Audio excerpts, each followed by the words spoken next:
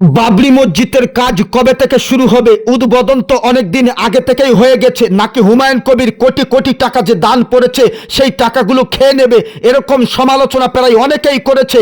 কিন্তু আজ এই মুহূর্তে হুমায়ুন কবির ফাইনাল করে দিল যে বাবরি মসজিদের উদ্বোধন কাজ কবে থেকে শুরু হবে এবং কেমন ভাবে হবে। আপনারা দেখতে থাকুন হুমায়ুন কবির কিভাবে কাজটা শুরু করবে বলছে, দেখুন। আজকে নোট করে নিয়ে যান ডেট তারিখ।